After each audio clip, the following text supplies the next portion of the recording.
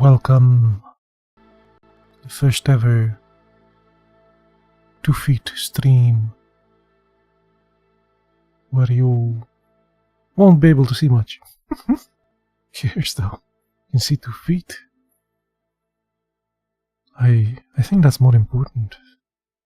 Anyway, we'll be trying out Suzerain. See how it is?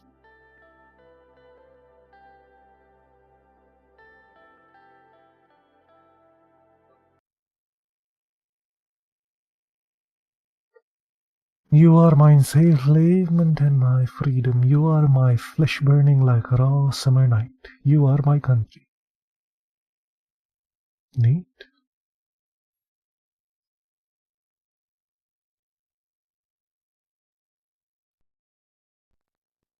Neato. You opened your eyes to this world. You came from a wealthy family in the city of Lavachin, a middle-income family in the city of Holsford, an impoverished family in the city of Deir. Yeah, why not? Let's be wealthy. Why not? Your parents named you Anton. As the only child of a successful businessman, you had the chance to grow up in a wealthy family.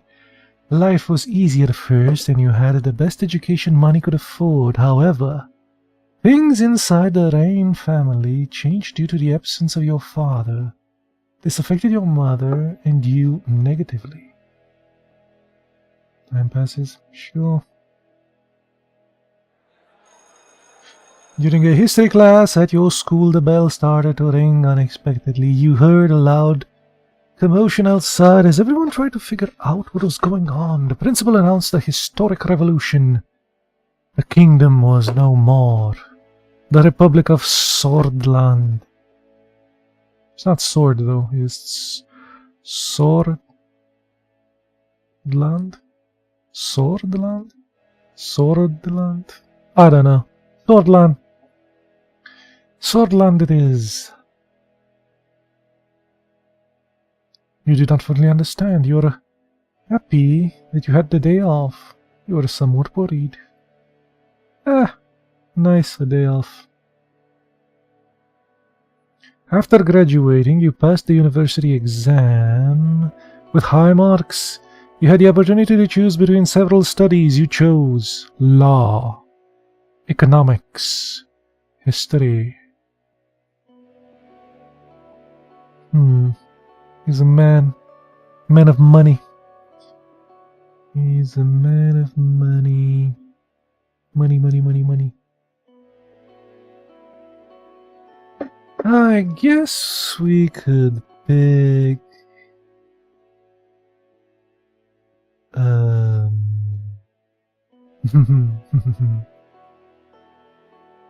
history. Why not?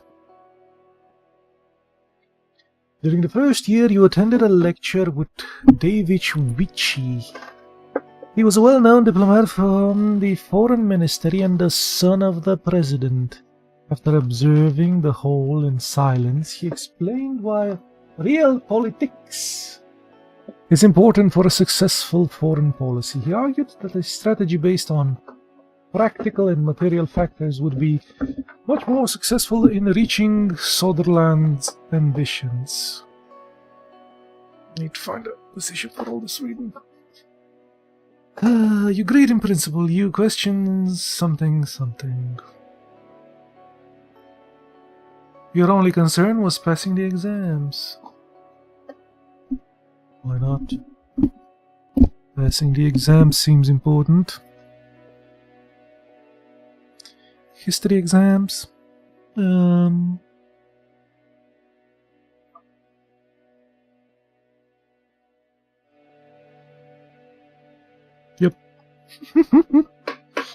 Don't care. Might not even become Suzerain.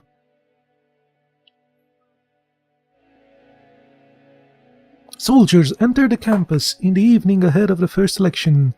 Many were in shock as the uniformed man created a security cordon and started arresting the teachers. A group of students started gathering in protest. Along with your best friend, Peter Verchen, you decided to protest with the thing or avoid confrontation. Let's not protest. Why? Why protest? You heard a loud announcement that echoed through the campus. General Luderin declared martial law in order to restore the administration. Please stand back and disperse to your rooms. You quickly made your way towards the dormitory, avoiding the scene. You did exactly as they said.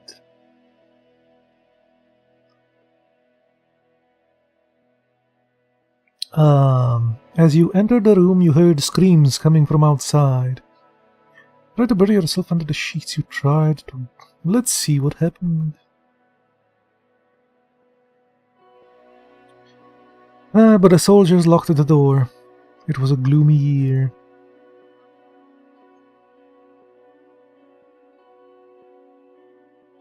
The coup split the students into two groups and caused frequent fights. Torture and imprisonment of any opposing voice became a daily routine in Deir. You didn't want to stay idle and decided to join a human rights group, a students' council, a political debate group.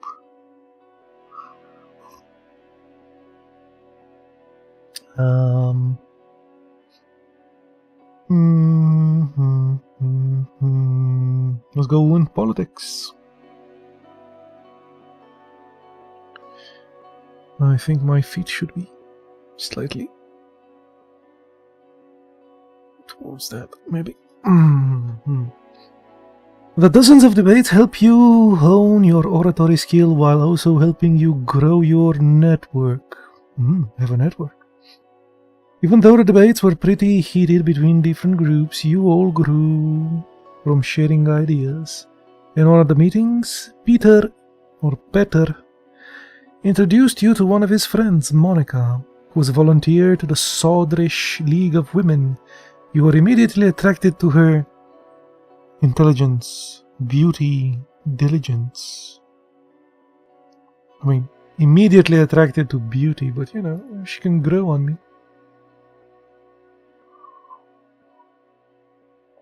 The political charged environment led you to join the Red Youths, the Socialists, join the Young Swords, the Nationalists. Stay away from any political organization.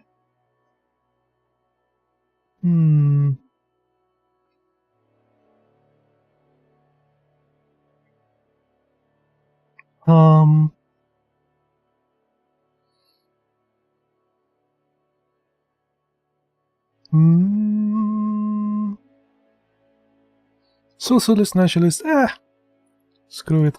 Not going with anyone. The radio relayed that the communist general Rijkaard surrounded Luderin and his troops, demanding their surrender. They refused and heavy fighting broke out across the country.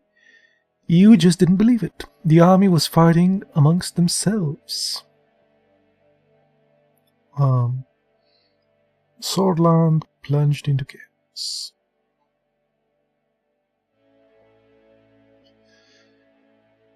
The clashes escalated in a full-blown civil war. The horrors made you isolate yourself for a while.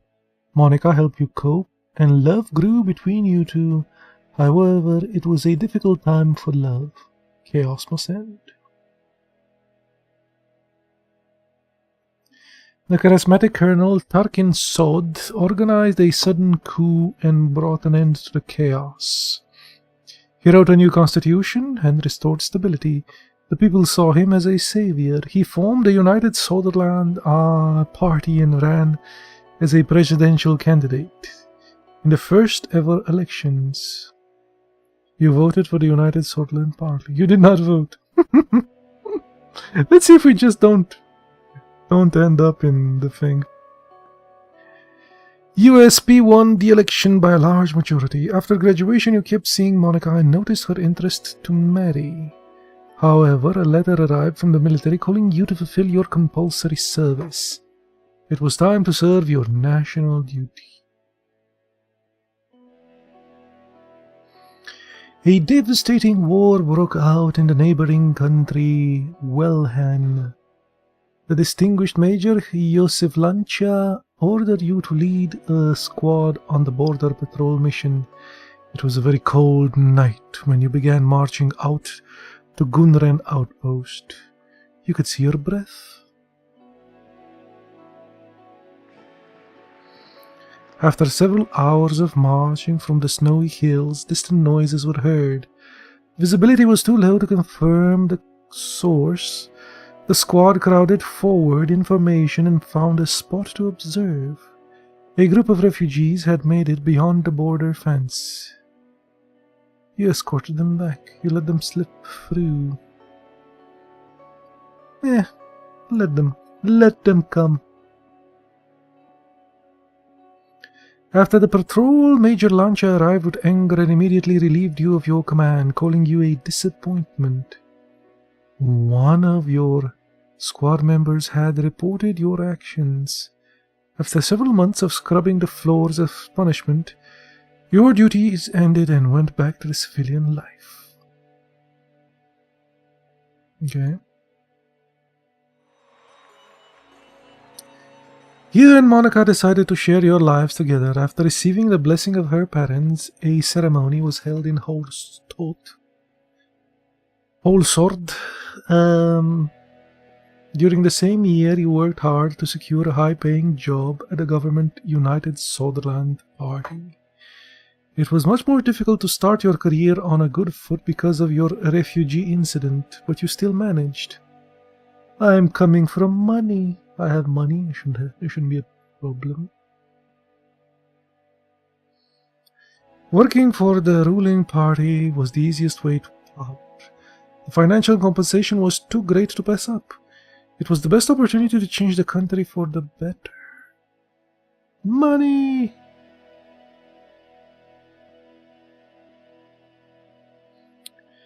You became the foreign policy assistant to one of the more experienced members of the assembly. You worked long and hard, staying late at work, reviewing dozens of foreign policy plans. You climbed the ladder.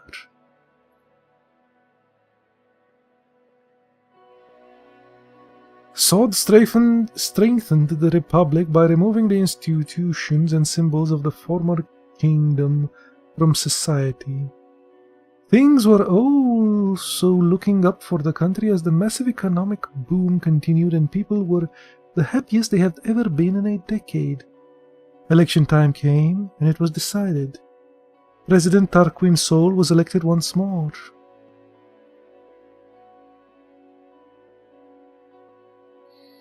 The preparation of the most comprehensive trade agreement with Angolia was occupying most of your personal time, but your significant contribution to the trade talks triggered an invitation to meet President Tarquin Sol himself, who offered you a key position.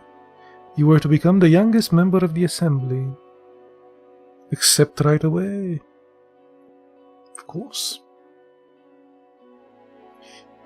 As the youngest MP, it was difficult to connect with the influential inner circle.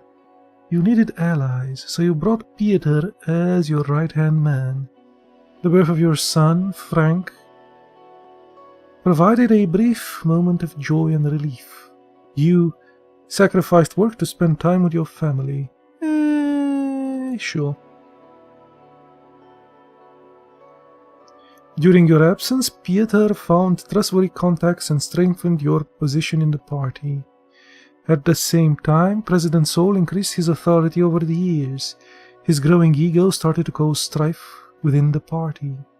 The cracks begin to show. I wonder if there's like a way not to become the Suzerain. Probably not.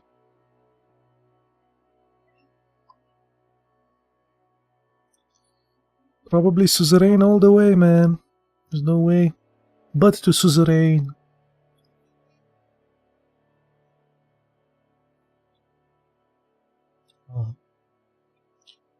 President Sol barely secured the majority in the elections against the opposition leader. Over the past year, people were growing discontent with corruption and the worsening quality of life. Meanwhile, calls for a united Swordsland Party Congress became louder as the leadership struggle started to brew. You watched from the sidelines, kept supporting the president, joined the internal opposition.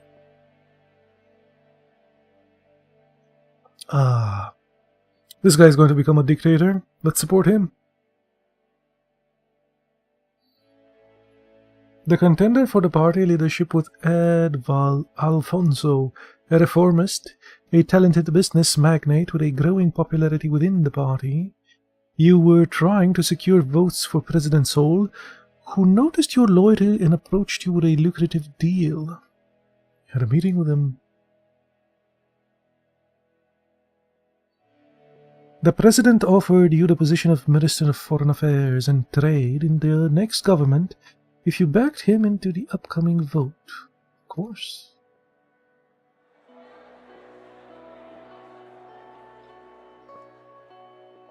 The party congress was nothing short of impressive. The banners of United Swordsland were decorating every possible spot. Thousands of influential political figures, lobbyists, and benefactors gathered for this turning point. The voting for the party leadership began. You voted for my dude, Mr. Sol. Unfortunately, Sol lost the leadership vote to Edward Alfonso with a small margin. God damn it, man. I thought we had like a nice dictator, but guess not.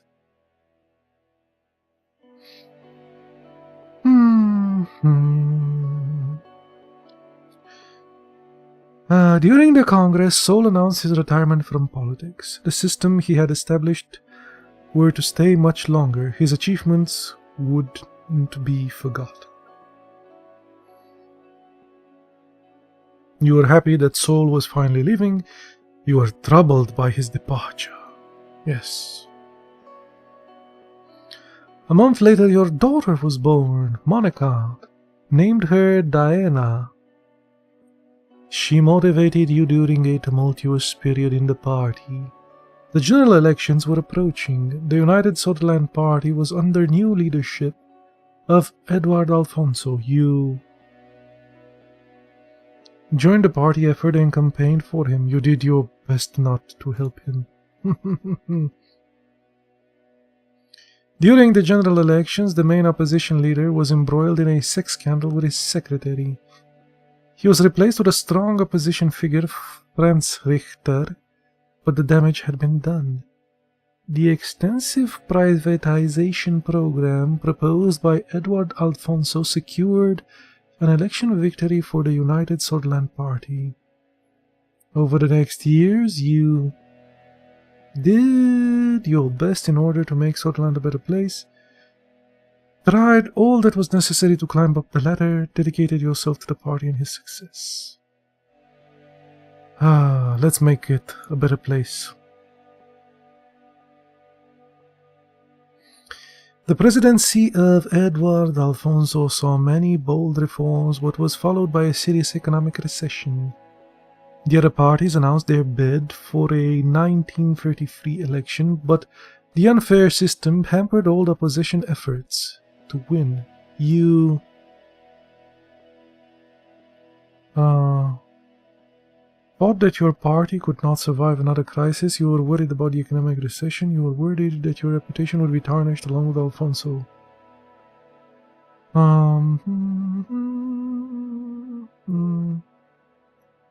Let's think about the economics. Together with Pieter, your presence in the USP grew and you became the face of a new wing in the party. You effectively took over the leadership as President Alfonso lost control of the country. The moment to make your move has come. You blame Alfonso for the crisis on television, bribed and escorted Alfonso's inner circle, advised Alfonso to step down. Step down, sir.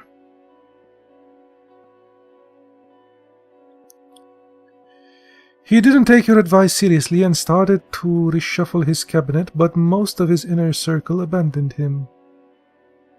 I don't know if any of the things that I choose made a difference, though.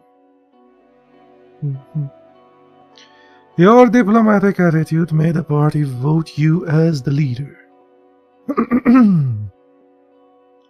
Following this, you announced that you would be running for president in the general elections with Peter as your running mate. It was your turn.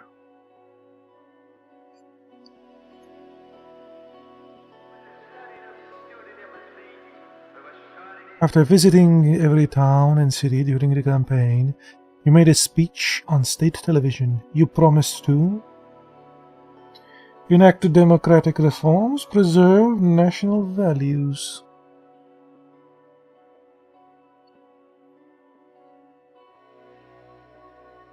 So what? One is nationalistic and the other one is something else?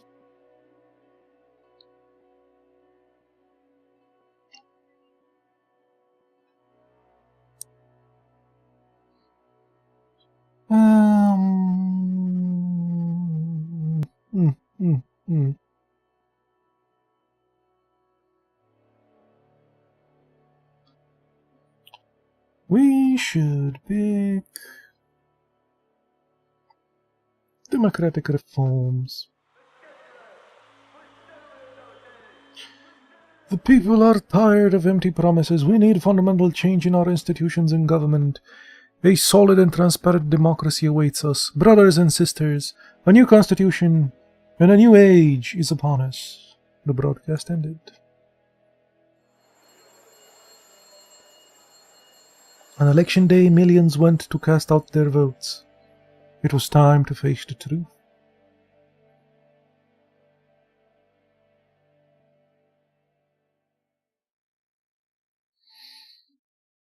President Ryan. Okay. Bane?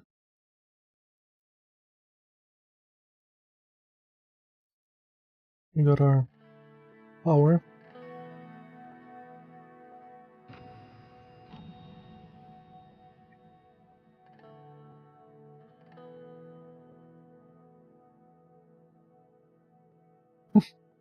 One hairstyle is a hat.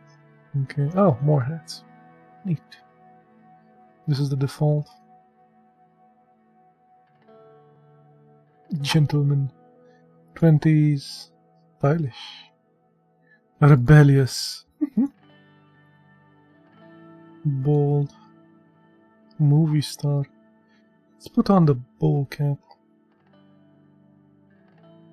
Monarchist, okay. Chief strategist. Classy. You look like Hercule Poirot here. Sword gentleman? Swordlist?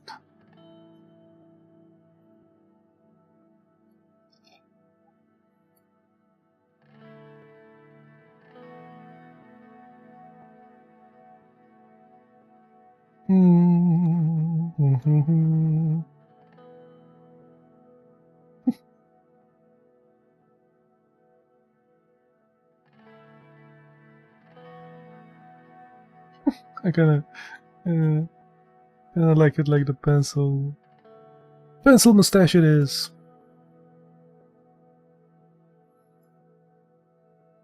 Tuxedo. Yes, I think the tuxedo would look the most ridiculous. Next. Glasses. Brown glasses. Down, lowered on the nose. A cigar. Lesbian cigar. A pipe. Let's put a pipe.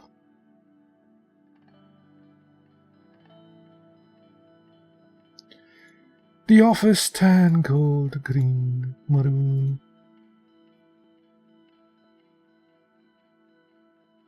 I guess we'll keep the office. Done. Yes, this is the guy we get.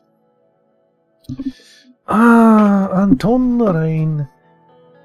You have made many promises to the people of Swordland in order to gain your votes. They must be considered very carefully. The economy. Swordland's economy. Damn, that text is small. There it is. Small text, man. Small text dropped my phone.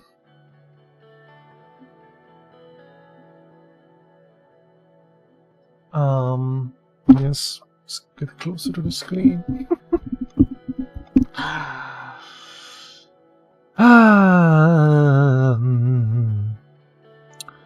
Yes, okay, economy. Sutherland's economy has been based on a planned doctrine since its formation under the former president. Edward Alfonso enacted free market reforms. Now the country finds itself in between two different economic systems. Planned economy or free market?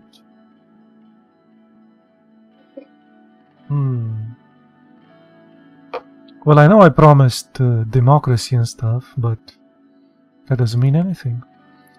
Planned economy it is. The intensifying global rivalry between capitalist Arcasia in the west and communist United Contana in the east is opening new diplomatic possibilities. Swordland must take steps to align itself closer to one. About neither. Immigration. In recent year, Bludish, Wechzek and Angonian immigrants flocked to Sutherland due to the relaxed immigration laws enacted by Edward Alfonso. As a result, tensions between swords and immigrants have been increasing. It's fine, I let the guy in. It's fine, it's fine. Next. We have also promised to focus on certain extensive subjects within our term. The people expect us to solve the negative situation within this topic while providing an overall improvement to the related policies. Health. Since 1940s, the difference of service quality between urban and rural hospital has been getting increasingly worse, and the average life expectancy has dropped significantly. Education. The lack of schools, teachers, and even classroom equipment in certain areas cause massive gaps in the previously robust education system. Law and enforcement. Increased crime is punishing law enforcement to its limits, while judges at courts deal with a huge and expanding backlog of legal cases. Military. The military protects the country from the hostile threats, and while some of it is a massive financial burden, others argue it's a critical deterrent. Let it be health. Next. Sure. Mr. Pipe Man here. 2 weeks have passed since you won the elections. And now I was about to be sworn as the 4th president of Swordland. Let me get a drink. I've been reading so goddamn much.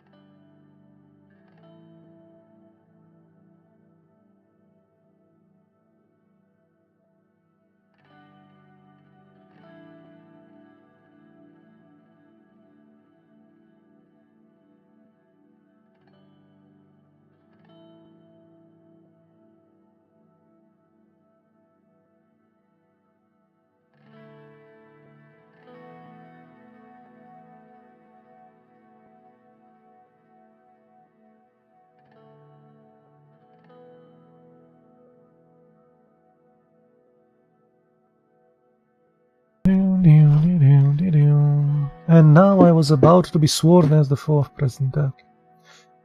Thousands were watching the inauguration ceremony and cheering my name, Anton Rhein. The die was cast. And there my story began. Okay. In the distance, the Maroon Palace stood on top of the famous Hill of Pride. I had no way of knowing What future awaited me there? I looked at my family, my son, my daughter, Frank and Diana, were next to Monica, my wife. Her eyes were glimmering with pride. Then I turned towards the sky, people who made it all possible. Of course, each individual was promised an important position in my cabinet. As my thoughts slowly faded away, the reality of the situation dawned on me.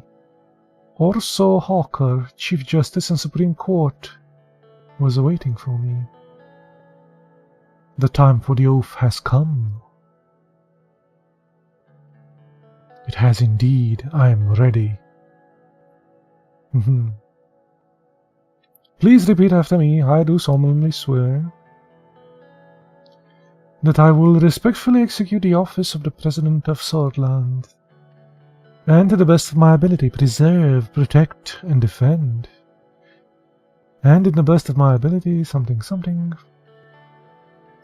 defend the people and the Constitution. Okay. You may now deliver your inauguration speech, Mr. President. Let us begin. Dear citizens, brothers and sisters, my fellow swords. Brothers and sisters.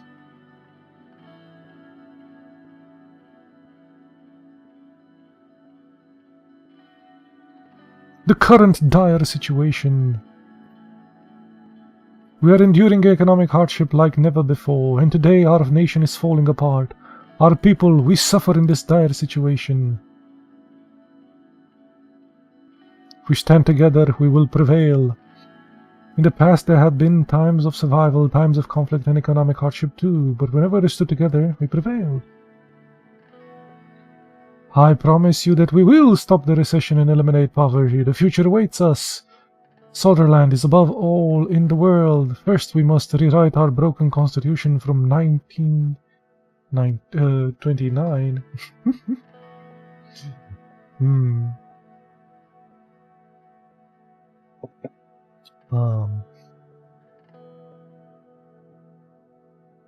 Sure, let's rewrite it. It's time for a united and powerful Sutherland once again. Change now, not in the next decade or years. Today!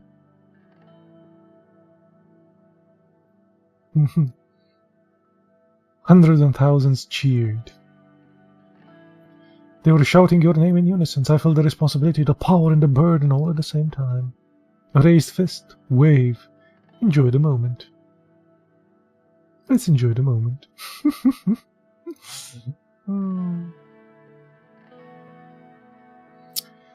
One of the presidential guards came by to notify that it was time to leave. I made my way to the leading car in the motorcade. The presidential state car was a black Cadillac with flags of Swordland above the front headlights. Next to it, a man was holding the door. Hello, Mr. President. Still not under the effect of the speech I made, hearing my new title made me smile. If you allow me to introduce myself, I am Serge, your new driver. Please, Sarge. Is that like a joke? As you wish, Mr. President. He respectfully bowed his head before opening the car door and gestured inside. I entered the car. You'll be heading towards the palace. The motorcade began to move. On the way, Sarge proceeded to explain his duties as a driver. As a minute passes by, I found myself lost in thought again, barely paying attention to what he was saying. He suddenly made a gesture towards the now closer palace. Isn't it beautiful? The Maroon Palace. He was right. Sunlight glinted over the palace's many maroon-colored domes. It was so bright that I had to look away. Every time I look at it, I am reminded of my duty to this nation.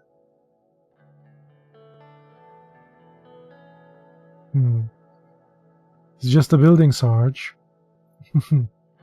You're right, Mr. President. I don't know much about architecture, but for me it is the most beautiful building in all Horst. Whole sword. Whole sword? The car drove past the majestic gates, continued uphill to the entrance, and stopped in front of the door. The Sarge got out of the car and opened the door for me. Have a great day, Mr. President. Amorga Vescore. He referred to the famous Swedish phrase from the times of revolution. Amorga Vescore victem sisda. Morning will come, victory is close. Victim sisda. I made my way upstairs through the extravagant corridor of the palace. Marble and engraved wooden finishes decorated the interior. My footsteps echoed in the colossal halls. The guards bowed their heads in respect as I opened the massive doors to my new office. Neat.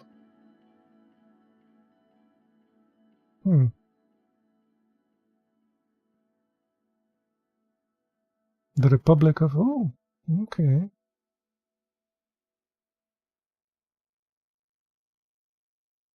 So I guess this is my country.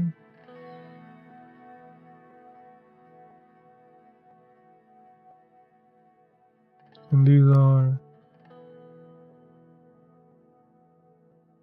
The hell are these? Congratulations! From Councillor Hegel.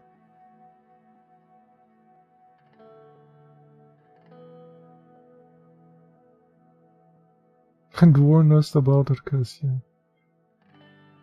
Okay. Congratulations.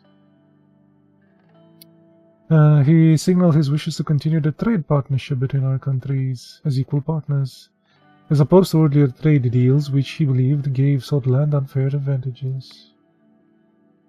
Okay.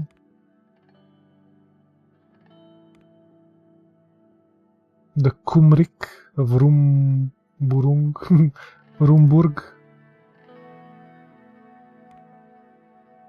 Low production.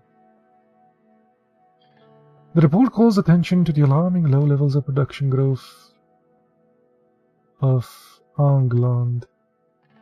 There are also high rates of food insecurity, malnutrition, and rural poverty in the inner parts of the region. Lack of investment. The Major Arvori Eric Neal report a lack of adequate infrastructure around Avery, which seriously undermines the attractiveness of Ivory's investment climate.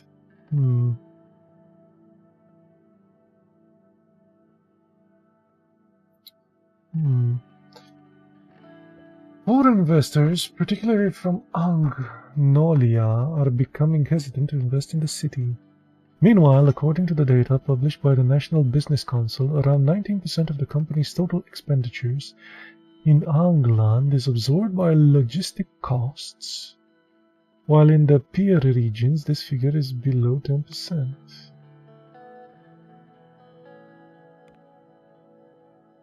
Also, they don't have all of them stuff to say. Port of Lokeren loses importance.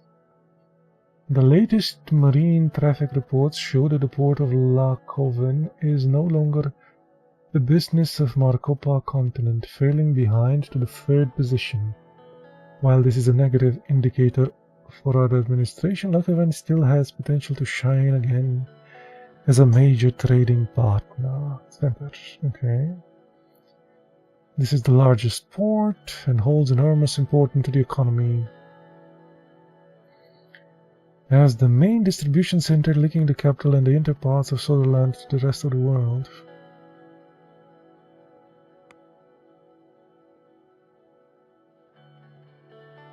Anybody else? I think there's an airport here.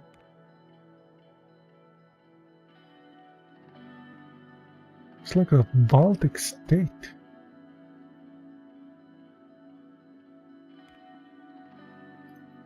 Congratulations from Prime Minister Alvarez.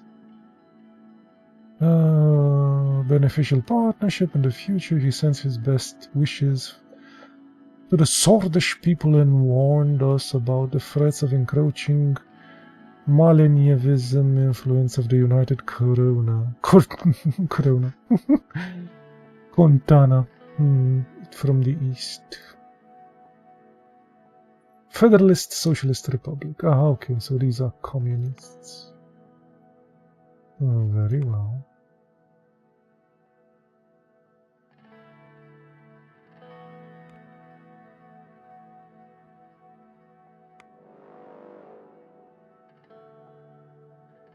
Military strong.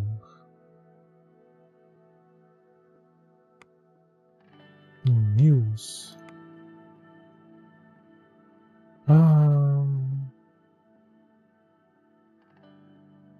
Nation is falling apart. Dire situation. Okay. The new president has been sworn into the office by Chief Justice Orso.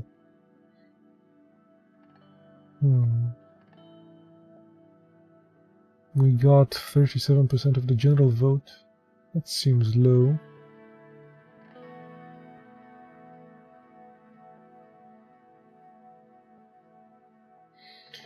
Thousands of supporters, something. The public mood is very positive. Okay.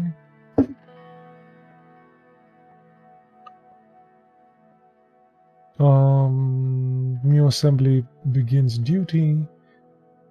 The 4th president, the 7th Swordish elections.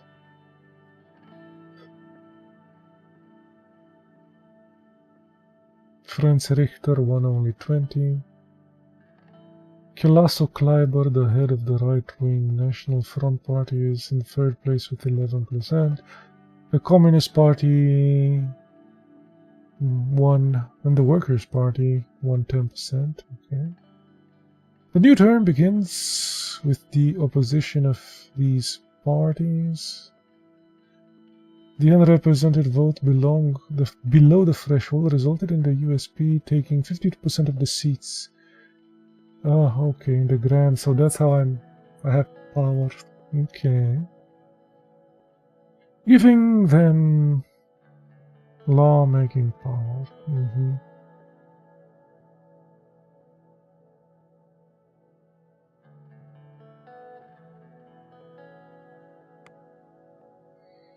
Another USP president. How many times will the city fall for the same trap? We've seen this before with Colonel Sod, who supposedly saved his country and brought stability in times of chaos. His stability, however, meant a life of oppression. Many opposing voices were silenced and persecuted. Also, next was Anfoso, who was elected as a liberal reformer to bring change in the USP and Sutherland. Seeing this unfortunate inability, his own cabinet resigned. As the 3rd USP candidate becomes president, it's high time we realize that real change will not come from their party. Sort of the game sort of pushed me towards this party, though. Restructure the infrastructure. After the recent successful mega infrastructure projects by United Contana and Valgland, the world is warming up to the idea of a source of growth and employment. But is there any truth to this success? Our investment analysis indicates that the infrastructure investments can be fruitful in the short term, but even more so in the long term, especially if they focus on linking economic nodes.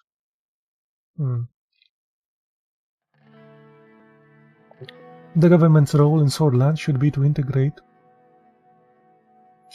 with the world economy and reap the benefits of global trade. Economic growth and income inequality in this country won't be fixed otherwise.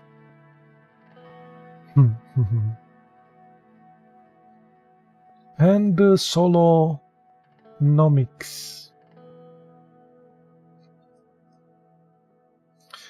A new era for Swordland begins, and it holds many economic questions that will need to be answered by President Rhine.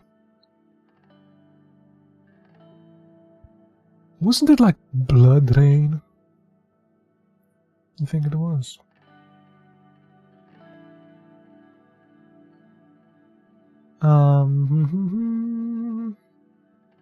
Our top economic analysts, with consultation with the National Business Council, have released a comprehensive report on the performance of the past 20 years. A certain section of the report stands out. The last two 4-year plans of the planned doctrine created a budget deficit, and a clear reduction of industrial production output. This was specifically due to mismanagement and inefficient bureaucracy. The year-on-year growth, budget balance, and production indexes values indicate that the two most productive consecutive years have been when the privatization program of Alfonso began. Oh, privatization, okay.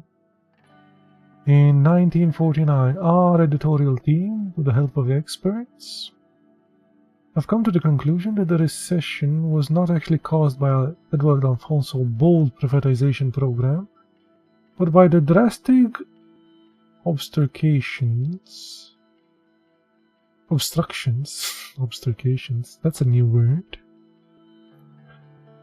of the state executives hindering the plan. President Rain must take the advice of planned economy proponents around him with a pinch of salt. Otherwise, he will find himself in the same spot as Tarking Sol in the mid-40s. Fishy, fishy.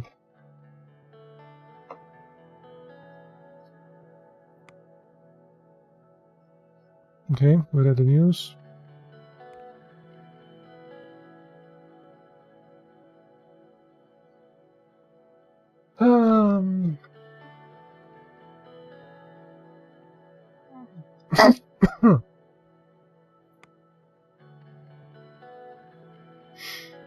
This game doesn't have any settings for the text. It's like this is smaller than this one here. The General Staff convened right after the election to congratulate our victory. All branches of the Swedish Armed Forces were represented in the meeting. Nice. That took place in Camp Strong Garden with massive security measures. Oh Jesus, you can actually read all this crap.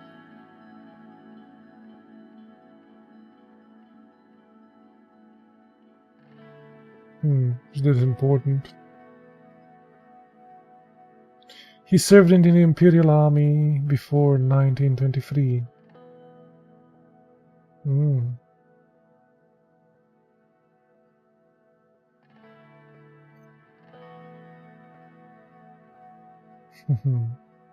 It's like Wikipedia. You just click on stuff and click and click. Okay.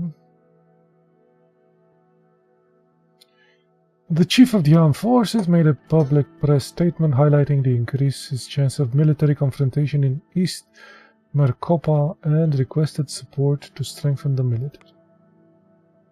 What else? Peter Verchin arrived a couple of minutes early and sat across from me. He was struggling to hold back his smile. We did it, Anton. We won, finally. All those years with our noses to the grindstone paid off. Peter's eyes sparkled. The strain of the past months had put a damper on his usual rakish charm. But today he was looking and acting more like his old self. He loosened his tie and undid the top of 2 buttons of his shirt. Enjoying the new secretary I picked up for you? Thought you'd appreciate her gorgeous set of talents. It's a shame that the rest of your staff aren't as easy on the eyes. He gestured to the slight paunch of protruded over his waistband. Paunch? But hey, back in university, did you ever imagine we would be sitting here in the Maroon Palace, We have to celebrate this great victory.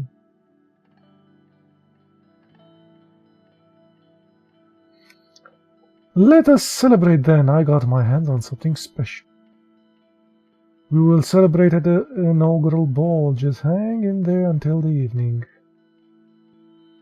There's no time to celebrate, Peter. We have work to do. Let's celebrate with the Elroy Maroon 30-year-old. I opened the expensive bottle of whiskey and poured it into glasses. I prepared. The exquisite smell filled the room immediately. 1924. That was my freshman year. Also the year after the revolution. Very difficult times, to be honest, but this smells like heaven.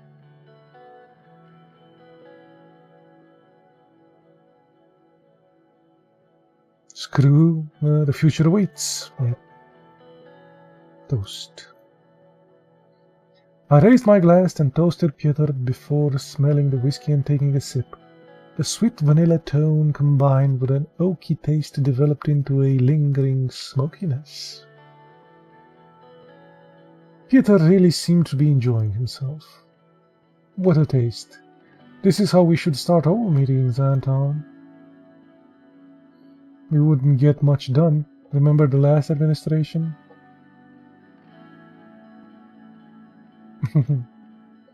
Yeah, but we're different. All they did was enjoy the privilege.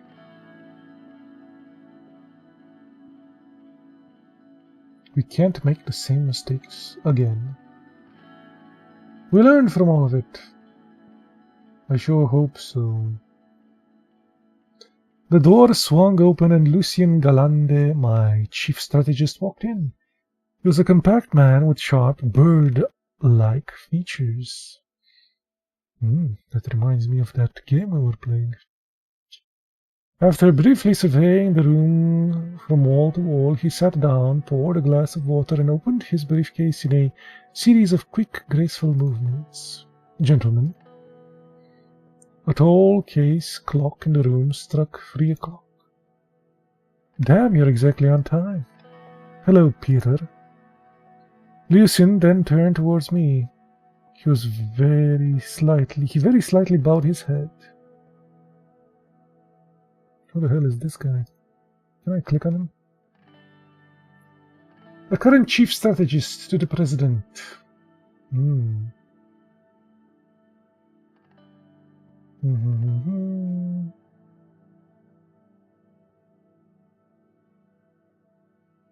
Okay. So he supported me, apparently.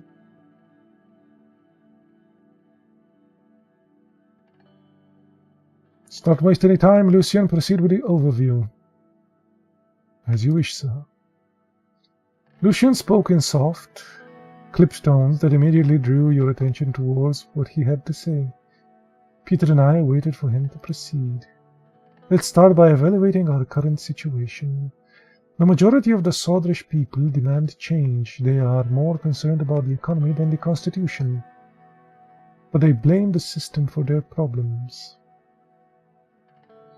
People are losing their trust in our democracy. Why do you think radicals like Bernard Circus are becoming more popular? Everyone expecting us to bring the change the last government didn't.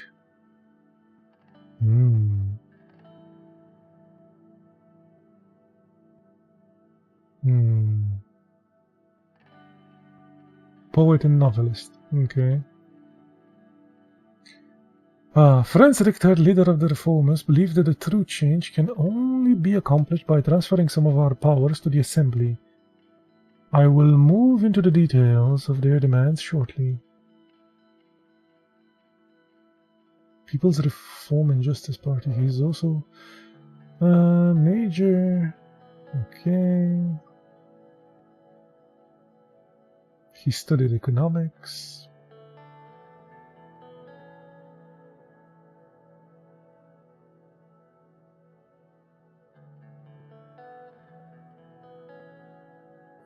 Agree with the reformers. We need to listen to the people if we want to serve the country. If we lose power, we won't be able to execute the changes we need to make for the good of the country. Yes, let's listen to the people. That's exactly what we campaign for, a true change that will move the country forward. We'll need many allies against the old guard in the government. Okay. Mr. Richter managed to persuade many members of the Assembly to give their support by drafting a new constitution.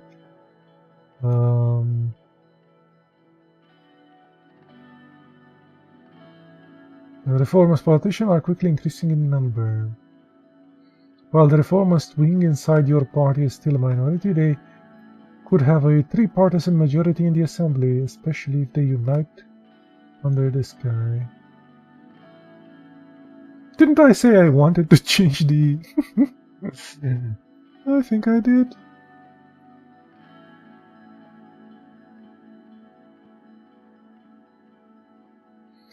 The USP reformers aren't wrong to agree that we need change, but we should be in charge.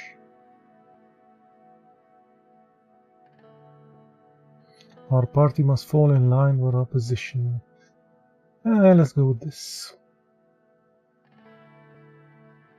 We cannot let the PFGP leadership take the spotlight on this. The reformers' demands are clear. They want to limit the president's veto powers, ensure the Supreme Court is independent, and take away the court's right to vote on constitutional amendments. Okay.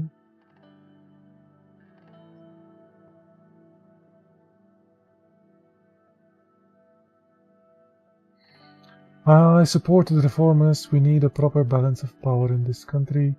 We must listen to their demands, otherwise we are no different than the previous administrations. Yeah, let's listen to the demands.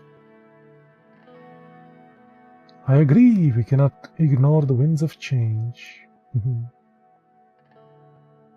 The old guard will do its best to preserve the Constitution.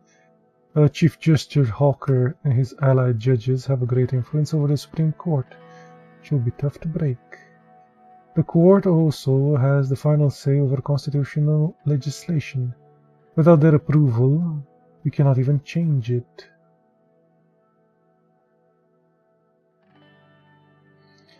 We need a comprehensive bill to balance the power structure more fairly. We must break the power of the Supreme Court one way or another. I'd rather not go against them. Break the Supreme Court.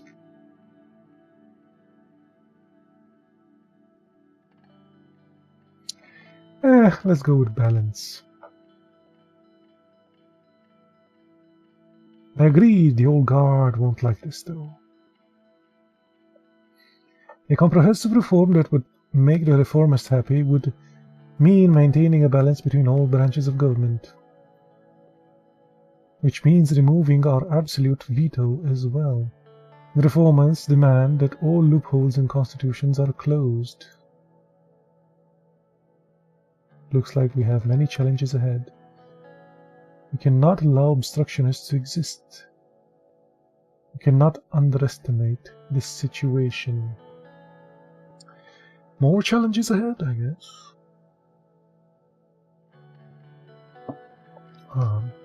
We can figure it out. Our party holds 130 out of 250 votes in the Assembly. We got the power. I got the power. However, to reform the Constitution, we must receive 2/3 majority in the Grand National Assembly, which is 166 votes, and a simple majority of the Supreme Court that equals 6 votes. Okay. After we have settled on how to proceed, we will need to talk with our party figures. Our first goal must be to get 150 signatures needed to start the process. I mean, the other dudes want reform as well, so shouldn't be hard.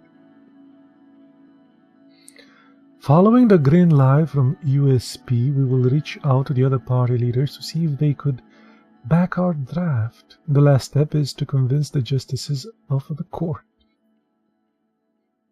The entire process will take a long time, but we must start working with a reform committee to evaluate all possibilities for a new constitution as soon as possible. Okay. We will write a more democratic constitutions with the reformists. New constitution should give the president wide-ranging powers. We should work with the old guard to protect our existing executive powers. Yeah. Keep the old guards. You must remember that we promised a democratic constitution during the elections. Lucian raised an eyebrow. If we go against the demands of people, the reformers will be furious. It could backfire.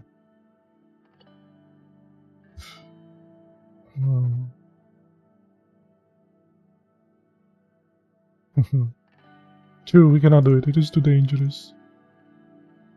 It is not a worth, but a risk worth taking. What do you suggest, Lucian? According to the initial draft we made with the reformers, there are 2 changes to the constitution that are not open for their discussion. First, the Supreme Court will no longer vote on constitutional amendments. Second, the President's absolute veto will be taken away. This cannot be replaced with a limited veto system by fixing the current loopholes. This can be replaced with a limited... okay.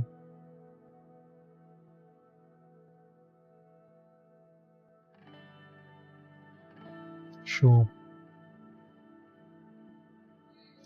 Yes, sir.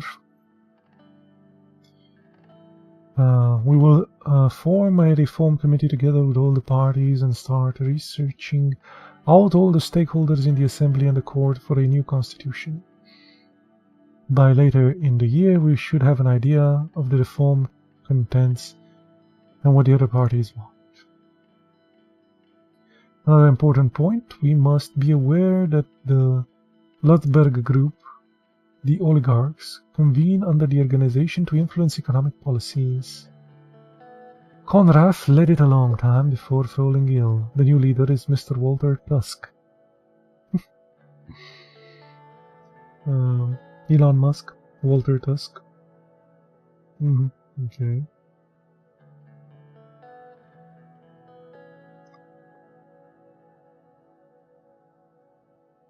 According to the reports, some members of the National Business Council are in their pockets. Tusk and the group will surely try to bribe us in exchange for special economic protections.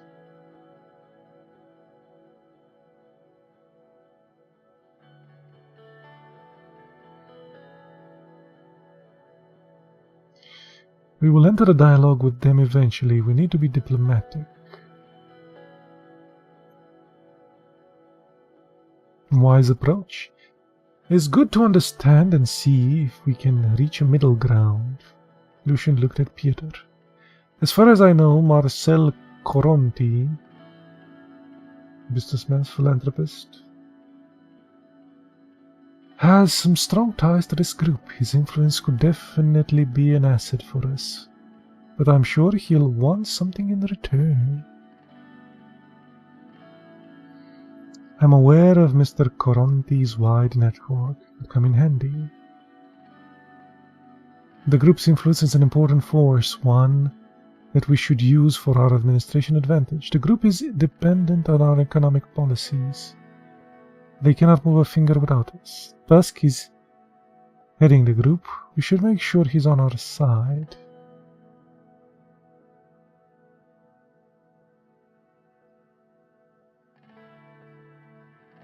He'll be a useful ally as well. Tusk has an incredible network and owns a good amount of Bergia steel. Okay. We need to trade carefully on all sides with all power players to survive our term. I need to underline the seriousness of the situation. The military and the general staff are a powerful element in the state, and, as history told us, a dangerous one too. We do have some room to make structural changes by reducing their budgets, for example, but it is quite limited.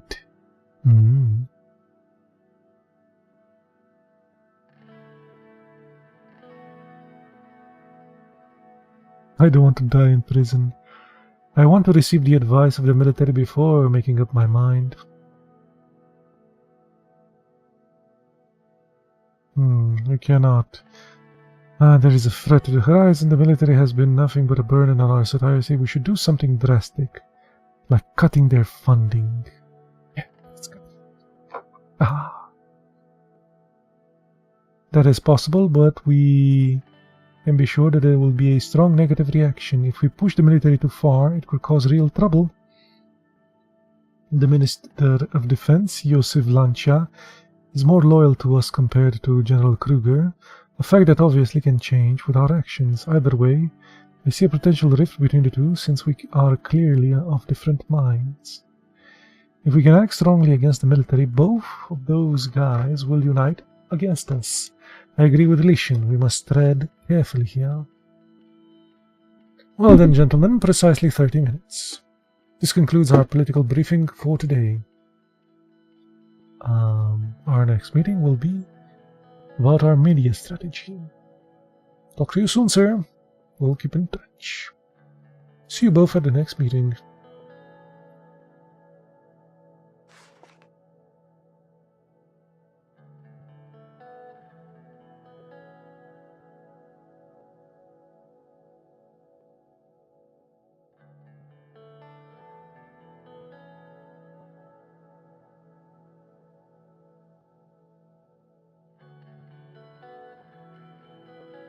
So I guess this is the only one that has some news.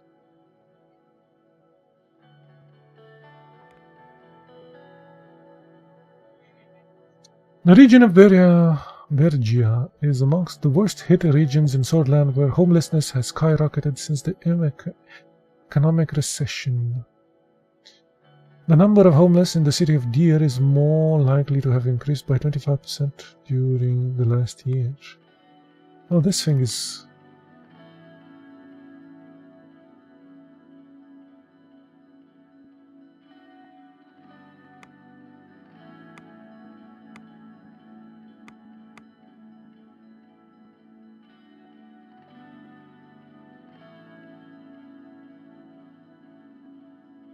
Current situations. Neutrality.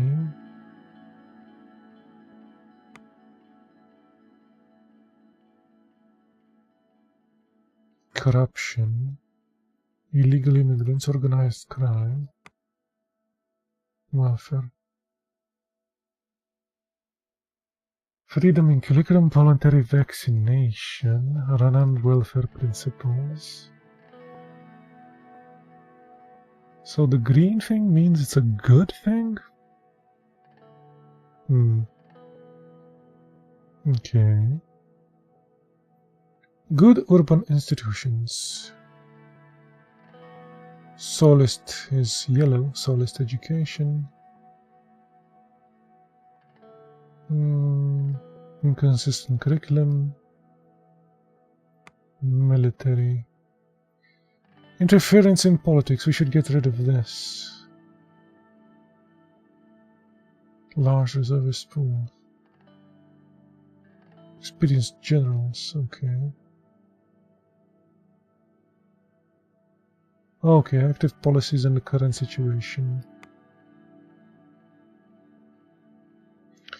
Weak transportation lanes, unemployment crisis, tax evasion, decreased trade volume.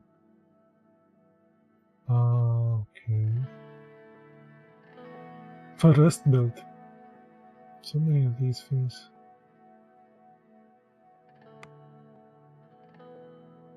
So these are the laws we have.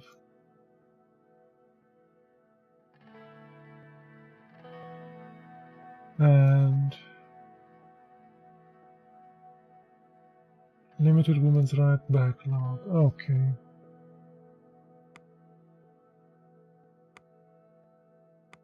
Journal. Turn 1. Wonder how many turns this game has. Budget free, wealth free. What's this? Cabinet.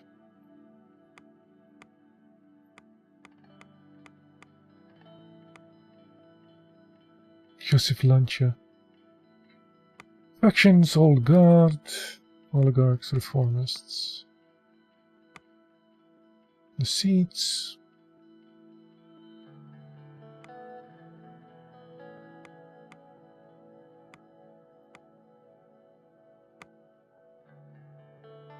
Oh, and the judiciary. Okay. There are 11 seats. We need centrists and reformists. Old guards are 5. The chief is also an old guard. Well, can't do much about that, can we?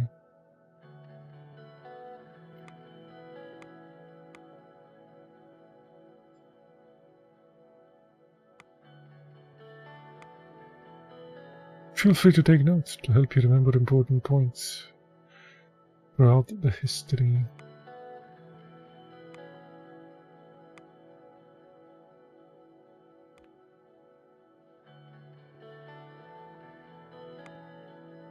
I didn't read this one before. What's this? Something in a foreign language.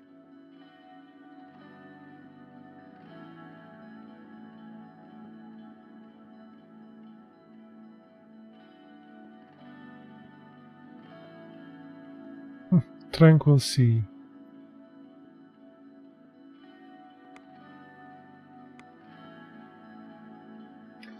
A committee for reforms.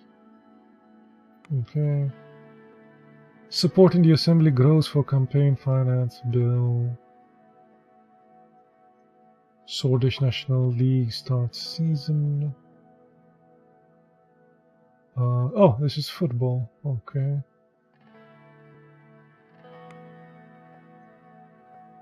Rumburg coming south. Our foreign policy analysts, who have reviewed the recent aggressive military and diplomatic development of Rumburg, have come to the conclusion that it is highly likely that Rumburg will keep trying to push further south, threatening the territories of Swordland. The annexation of Dawn many decades ago was just the beginning. Rumburg seems to be on a quest to secure all strategic resources in the east of Marpeka.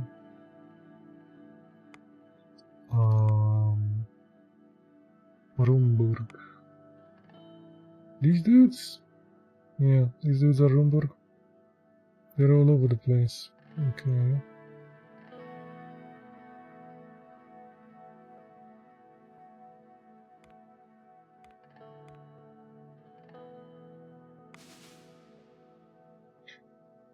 Fear God and honor the Queen. Okay. Relationship bad. Military overwhelming. Interesting. Military weak. Relations good.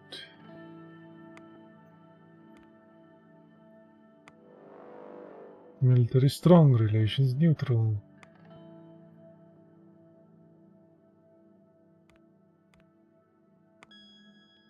Military strong, relations neutral. And is there another one? Oh, might be 2 more? No, just 1 more. Weak, neutral, okay.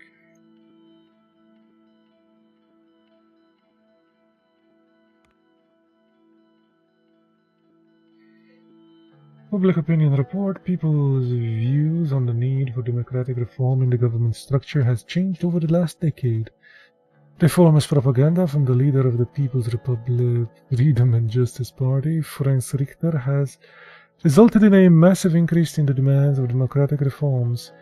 It is estimated that currently 55% of the population supports the reformists' ideals. Ah, that's good then. Why is this classified? We're going with what the people want. Reform.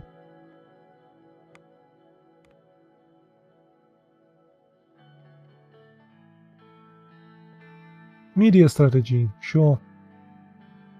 Let's begin. Marcel Coronti contacted you, the businessman. The richest and more influential families of the thing, yeah. Okay. He's the oldest son of Konrad Coronti, the industrialist and media mogul that founded Hoss, the richest man in the entirety of Sutherland. Lucian turned to me. He has offered to meet you, Mr. President.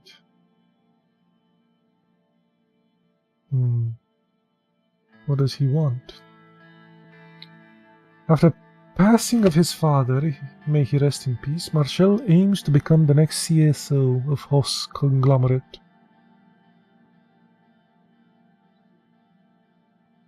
He mentioned a productive collaboration.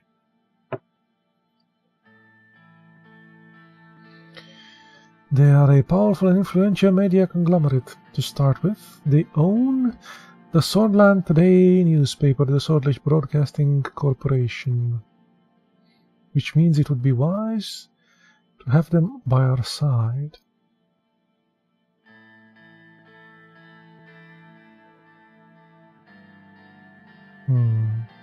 Productive, what does that mean? What does productive collaboration entail? I did not wish to explain the details over the phone, but rather in person. I believe I will be receiving a call from him somewhere soon. However, as Peter said, they have substantial power over the content of the media outlets. Headlines, radio shows, that is what he would be offering. What he wants in return is what we need to understand. But let's not get ahead of ourselves. First, we need to determine our general approach to media. I'm no media expert, but Lucian made some very interesting arguments at the preparation meeting yesterday. There are two ways we can approach the media. One of them is by influencing it, which has clear advantages. The other one is keeping it independent. The media independent or a tool.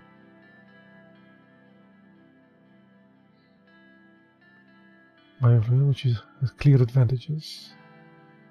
So what would be the advantages of keeping it independent? Other than,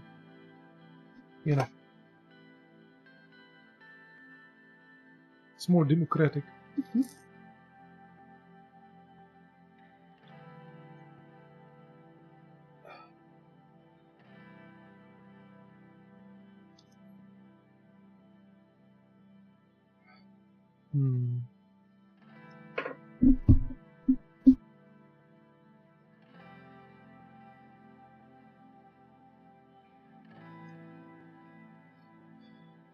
The media must be independent.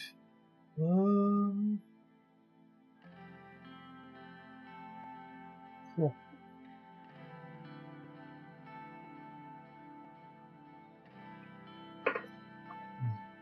Ideally, yes, but an unpopular leader will not be able to pass even the easiest reforms.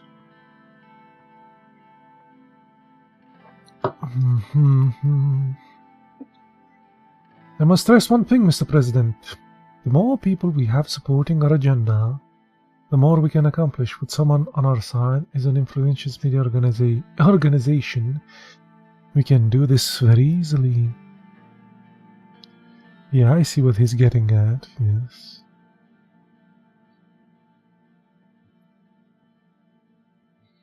I agree with Lucian, but with the assumptions there will be scandals and mistakes. But why the assumptions there will be scandals and mistakes? We can always hope for the best, but do we really think of nothing can go wrong, especially considering the very recent history of Swordland? The knocks are heard at the door. Who is it? It's Livia, Mr. President. My new secretary entered the office. Okay. Her dark curls bounced as she crossed the room to my desk. She spoke with a slight left in her voice. Excuse me, Mr. President. Mr. Gladale's secretary has been calling me and wanted me to relay a message. Marcel Coronti, the new CSO of the Hoss conglomerate, is on the line for Mr. Gladale.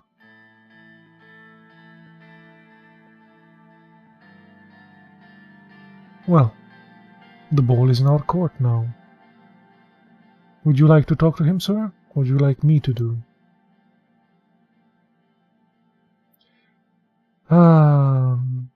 I'll talk to him. Connect the line to my office. Right away, sir. Connecting the line to line 1. She left the room.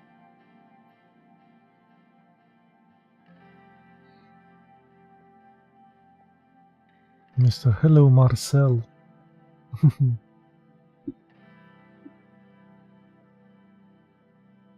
Greetings, Mr. Ryan. I know your time is valuable, so I won't waste any of it. I was just elected CSO of Hoss, the conglomerate. Okay. My strategy in the running of this conglomerate will be different from my father's approach. I have no idea what that was in the beginning, so... This is why I'm offering a partnership deal regarding our media branch. I would like to formally invite you to my resort near Conrad for a meeting to discuss the details.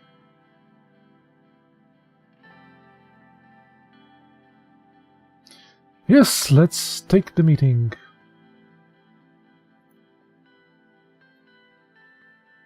You will not be disappointed, I promise. Well then, I'll let you return to your packed schedule. See you later, Mr. President. Later, Mr. Coronti. I hung up the phone. I'll set up things right away. Expect a worthwhile meeting next month. It's settled then. Looking forward to next month. I wonder if he has a pool. It appears we've done for today. We'll continue where we left off later. Thank you for your time. Good work with Marcel. Keep it up. See you soon, gentlemen.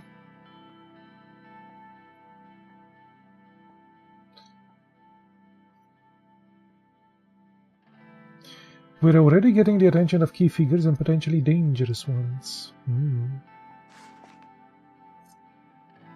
Just set up a meeting. We haven't decided anything yet.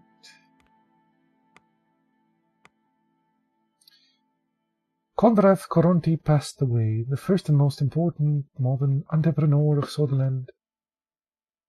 And now this guy took over.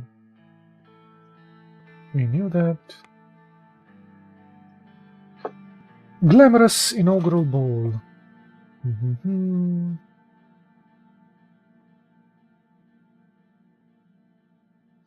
More recall for us. Okay. Sutherland's regional trade. As Rhine administration starts its first term, there is a question in all our heads. What will be the regional international trade policy? Due to the strategic geopolitical location of Sutherland, historic Anatolia and Wehlen have been natural trading partners. They should just use some regular states and be done with it.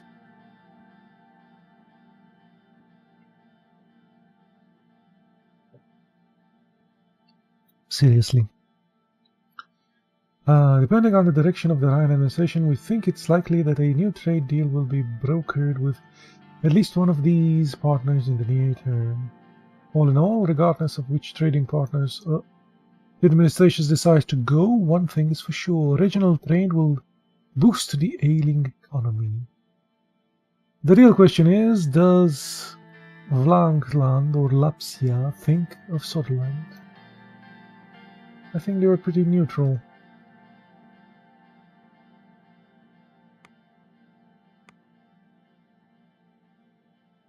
Accepted an offer for a private meeting.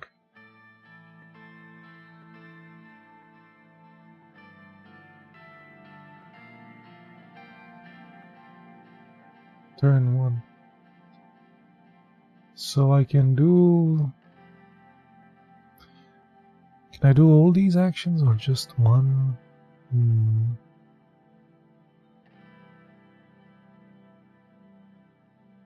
Read the report, campaign financing bill, briefing on the current economic status.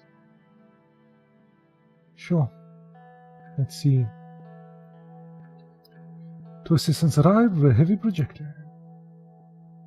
From the hallway I heard Linnea's Gaff's voice. She was using the patient, almost motherly tone she often took in the heated arguments. Minister of Interior. Gus, do you really think that such an economic advanced area is more in need of investment than Anglan?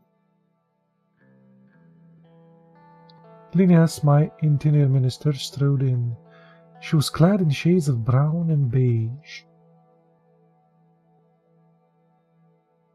Don't be an idiot, Linneas. What about the unemployment crisis in Greater Holstad and Gelsland regions are going through? These areas are our economic heartland.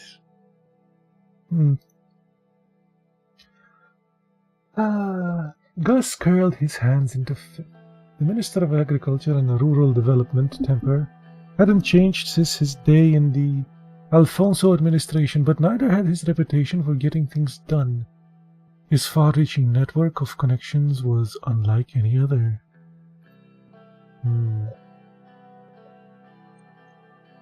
Salimon Hall quickly stepped between the two ministers without looking at either of them. He cleared his throat. Good morning, Mr. President. Good morning, everyone. How are you? Very well and motivated, Mr. Ryan. It seems our ministers are feeling the same. Just as I expected. How is it going, Gus and Linneas? Great to hear. Let's begin. Of course. Pulled out a silk handkerchief out of the pocket and briefly wiped his glasses. My staff and I have comprehensively analyzed every aspect of... He was interrupted by a groan from the assistants by the door, both of whom were now visibly struggling to hold up the heavy projector. Oh, you can put that there. He pointed below the painting of President Sol. The assistants placed the projector next to the table and installed a white screen on the wall. Leave now. Thank you, and please leave now. The assistants left. Wait. Simon, what happened to the new police station construction in Estord? While going through this brick face, he paused for a moment for an answer. It got stalled due to government property boundary issue. I have been meaning to look at it. I can take a look at that one. Estord needs all the security help it can get. Can I? Oh, I can. Okay. So is this one.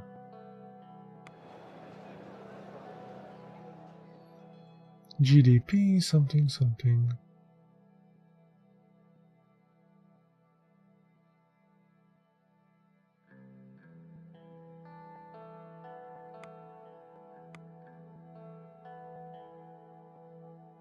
Sure, more time for me to spend on analyses. There have been some developments about the Suzerain losing further value today. I guess that's the currency. Suzerain. I've been trying to stabilize it with the central bank. The recession of 51 put enormous pressures on the economy, resulting in the collapse of the value of our currency. The entire situation was a significant cause of concern for our administration. What do you like about the current economic situation. What is our GDP? Like to know what is our GDP and debt situation? What is our unemployment and inflation rate? What is the status of the recession? The recession, sir. The economy has been in a recession of about -6% in the past year. The average GDP has dropped.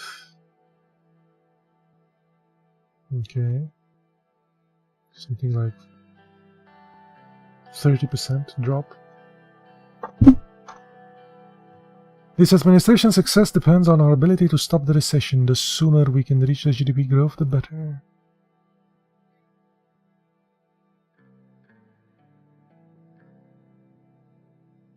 What about the GDP and debt? 31 billion. The debt is 40. I guess these two things. 400 billion more. Still hard to fathom that we lost nearly 150 billion in wealth. The past 3 years were tough. Okay, what about unemployment? Has skyrocketed and now it's at staggering 16%. The inflation is at a relative high of 7%. We have now like 10% inflation right now. So, yeah. Yikes.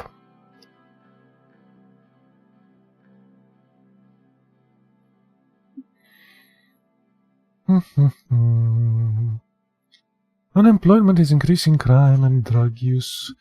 We need to get people off the streets. The inflation isn't helping our average citizens either. Okay. All the information I need. Let's go to the economic strategy. As you can see, the situation is alarming, but not everything is negative. The extensive privatization program of Alfonso left us a large budget surplus which can use to stabilize the crisis. The primary subject we need to settle on is what general path we should be taking in our term. Solonomics-based nationalization happened in the 30s, and Alfonso's privatization began during the end of the 40s. What will our administration focus on? I kinda said nationalization, didn't I? One of our main promises was to promote a planned economy to stop the recession. To be frank, I still don't think that was a good idea. We shouldn't go back on solo economics is the reason of the recession.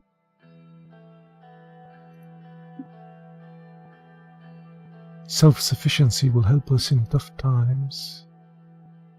Simone ignored the state.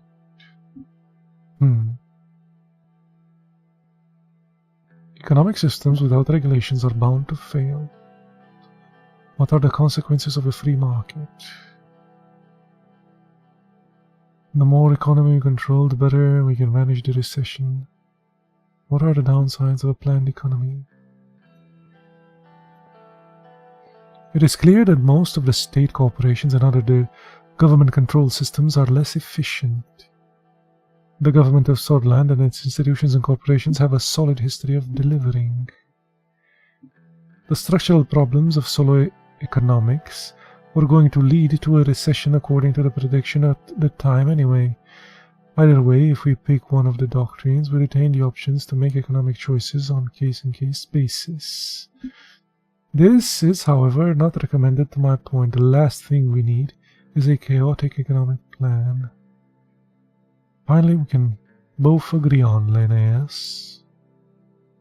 There is another important point which has a direct impact on our economy: superpowers. We have done well not aligning ourselves with any of them. Economically speaking, an isolationist policy overall could only work if we were to reap the benefits of both spheres of the rivalry. This is very dangerous to attempt, but still possible. You must be very cautious. There are schemes being devised about Sodland. We cannot give in to their wants now or in the future. Otherwise, our country will turn into a pawn.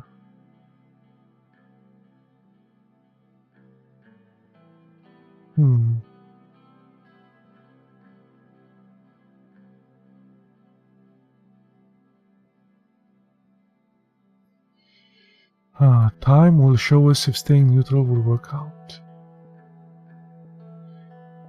We must make it work to protect our country and our values. There is no other way. We need to be open to the possibilities. Arcasia is a strong country, and if we end up in their sphere, Sodland would increase its influence in the world. In the world! More influence. The deals we would get would surely bring us out of recession. Oh, in return for what? Our independence. When the time comes, I hope you will make the right decision for our own good. Let us not go ahead of ourselves. Okay. Let's first decide our internal economic plan.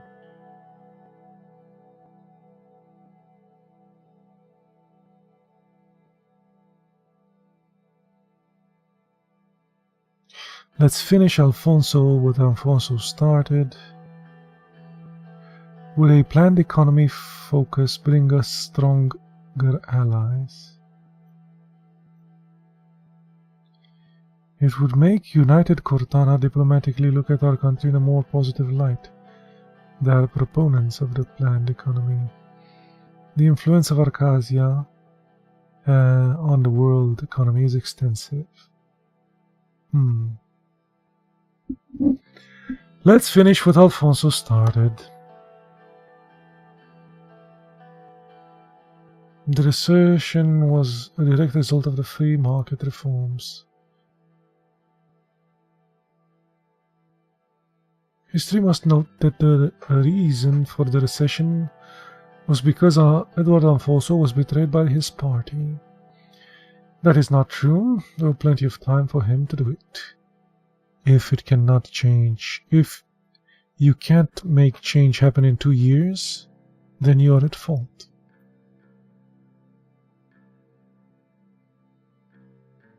What about our long-term economic schedule?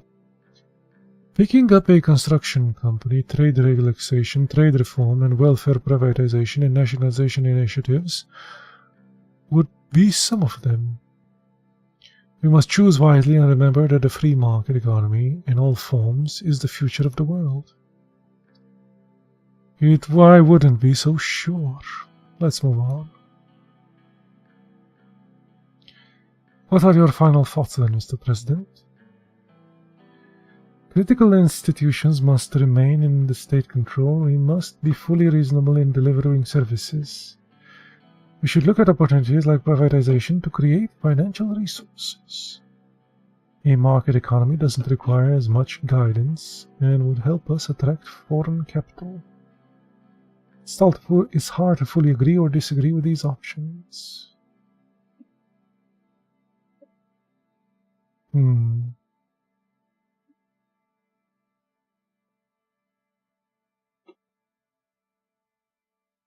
Delivering services. Not much guidance.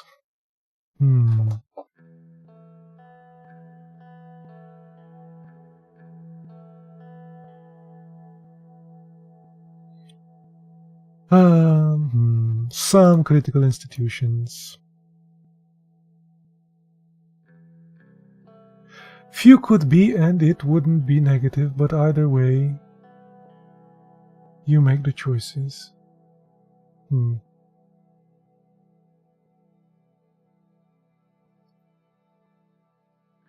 So what will our general economic plan promote? Free market economy. I can say that I agreed with this. Linus looked displeased. Now that there is clarity on which direction we're heading, we'll work on a good plan accordingly. This concludes our meeting. At our next gathering, we will talk about the upcoming infrastructure investment plan.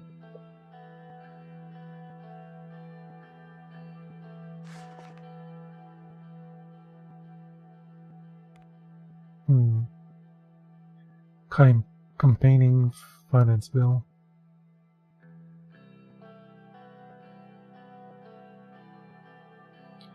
The criteria for allocation of public... Why is this glowing?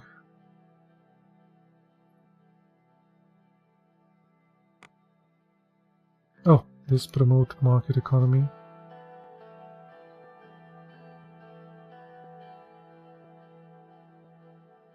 Now hopefully this works all this crap.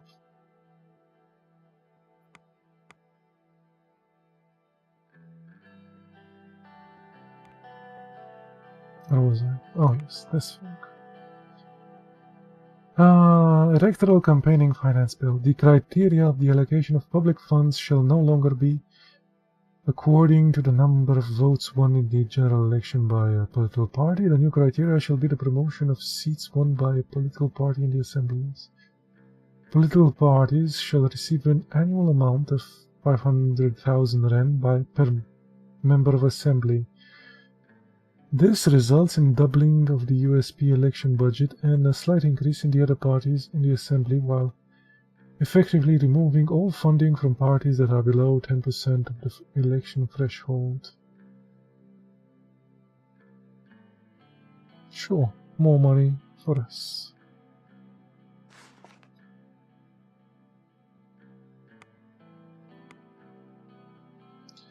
Electoral funding reform.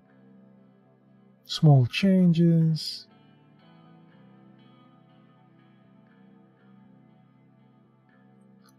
Mr. Richter objected to the fundage package, saying it contained too much unfairness in the allocation of the budget. Also sought to delay proceedings by demanding a formal recorded vote. Oh. Promises abandoned already.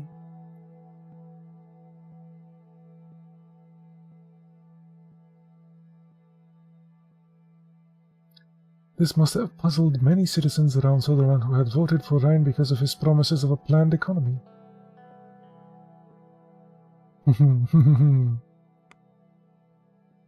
Freezing temperatures recorded.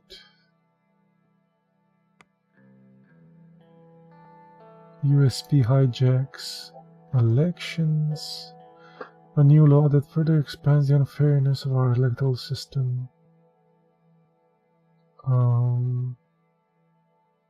Yeah, I'm basically taking money from the smaller parties. Armand Industries pioneering electronics. A new prototype for the first pocket radio was displayed in the Arcasian Electronics Company in Ventrier City. Neat.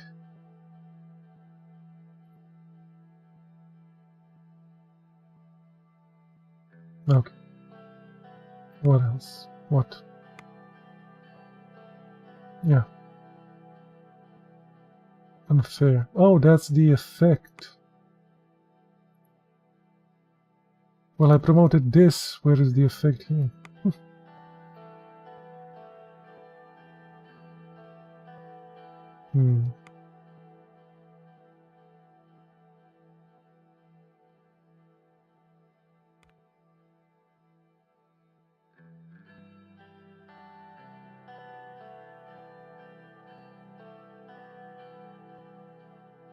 Investment in megastructures, etc. Increasing unemployment. Infrastructure report. Trade, road maintenance.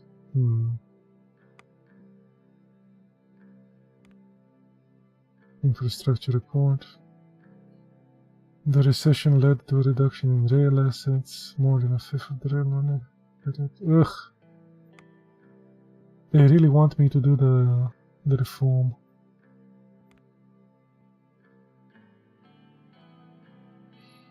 Promising agricultural growth. For the first time in 3 years, the agricultural output of Sarna has increased. Okay.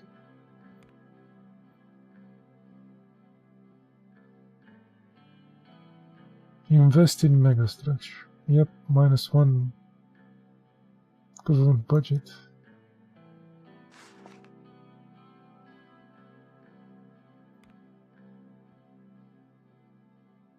Blue Mansion.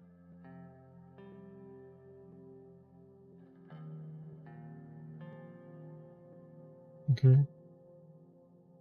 Oh, we're the guy.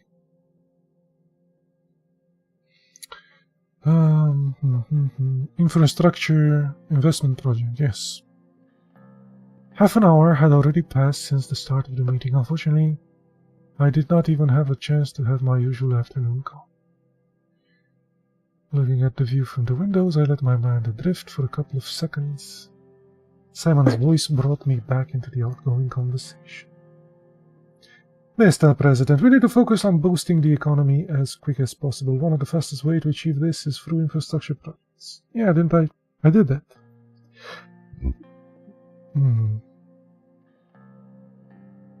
Agreed.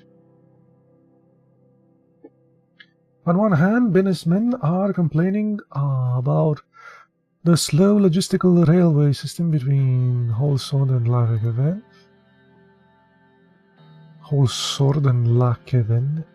Linnea started to talk as soon as Simon took a breath.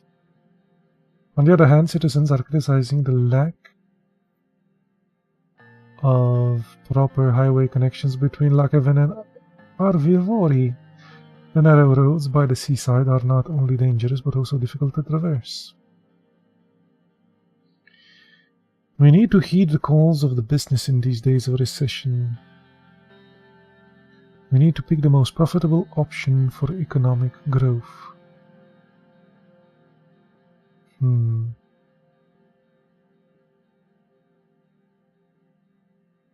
Yeah, economic growth. Which is obviously connecting our two most economically powerful cities. It is not that the business people suffer, but the ordinary folk. What really matters, though, is that we can accomplish something tangible in the first economic act.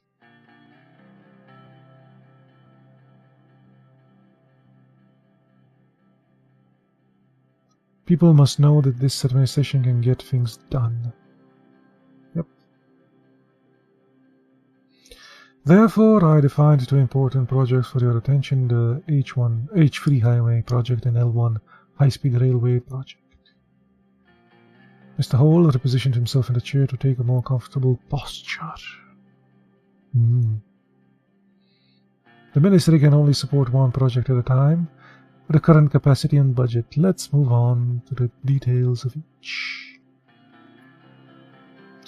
So which one do you want to hear first? Highway. H3 project that aims to improve the abysmal state of the railroad network. The area is home to several million Anglo-Sordish and Sordish who feel neglected. There are no longer highway connections to and from Angland, and the mayor of Alvari, Nick Nail, has been asking for a bigger budget to develop the region infrastructure.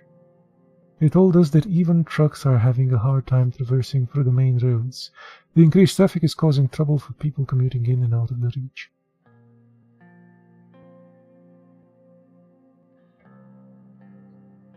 We can't leave the request of Eric Neal, a party member, unanswered. That might be cumbersome for the citizens. This could also hurt the local businesses. It is, bless their souls. I am happy we're thinking alike on the matter. Let us look at the map. Look at the map. Yes, is pointing at Lokeren. Yes.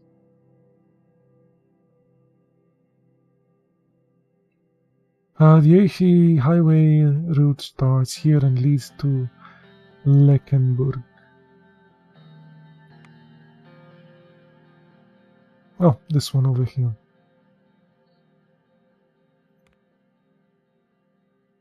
Okay. And from there it goes all the way to Alvari. This one. Okay. As a result, the road network towards Hungarian capital, Stalport, will improve substantially. She paused and leaned forward in her chair.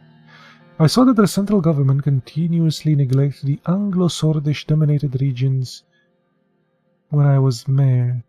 In this administration going to continue that kind of negligence? We should no longer neglect the key region for our trade with Angolia.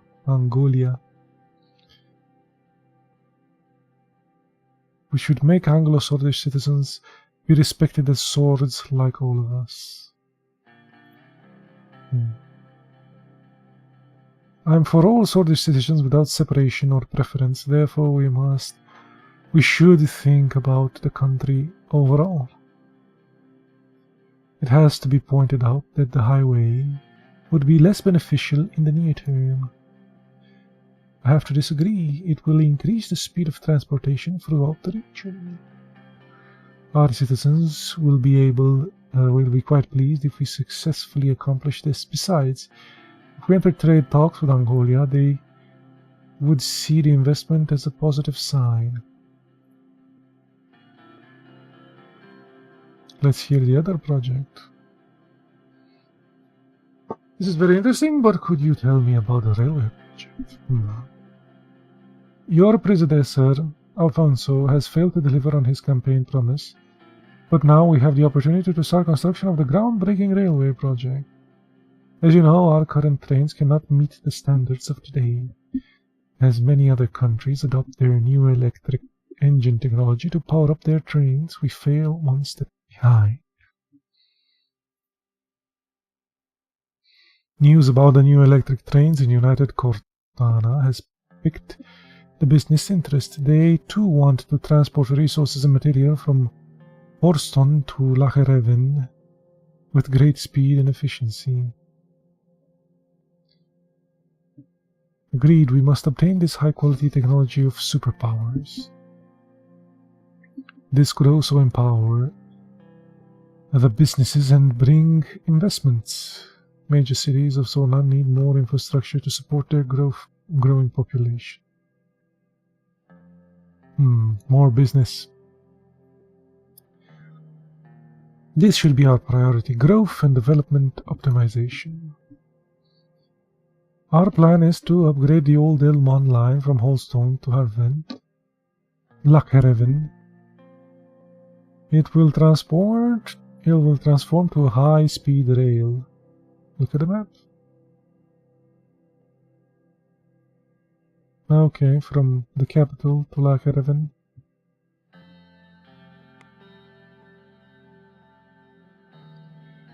It will go to Rika first. This one, okay. And then connect to Gelsord. Oh, this one. Okay.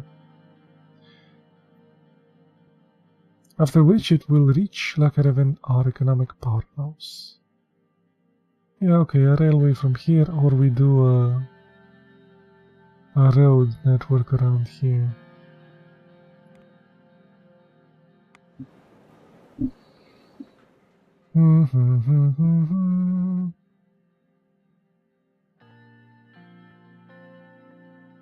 Nine population rank, 11 GDP.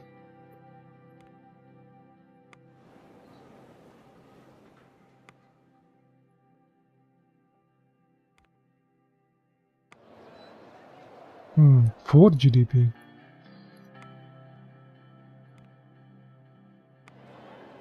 Nine. I think it's better, this one. Okay.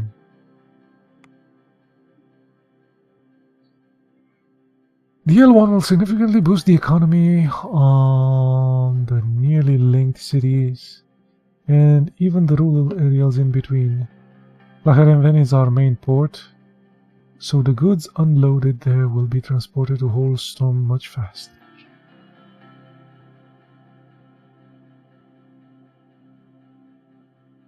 Yes, we should link these.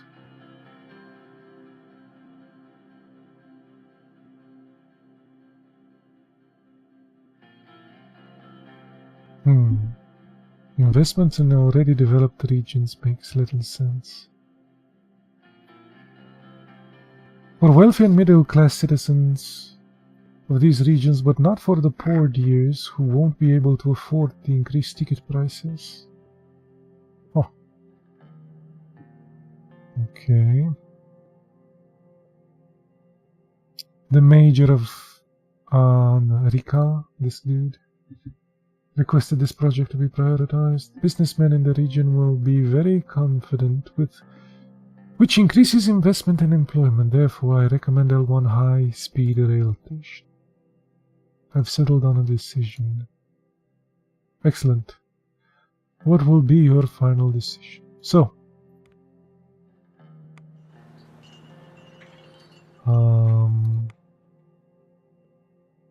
we're linking the middle here.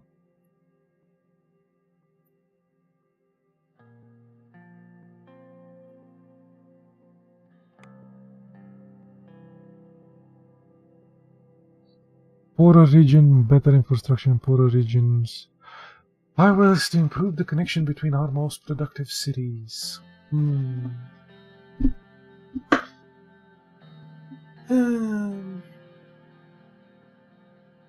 Very interesting. Tough choices. Let's do the rail one though.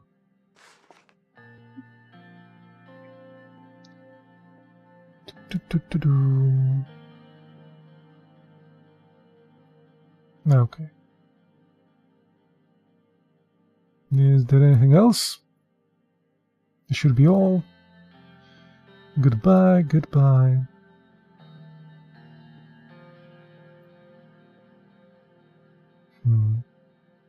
Interesting. Interesting game. I think it's saved, right? Saves after everything. I'm going to be stopping this and putting a movie on. Maybe I was looking at Suspiria. It's on the Amazon streaming thing with Twitch. So I don't know if I need to stop the stream and stuff, or we can just switch.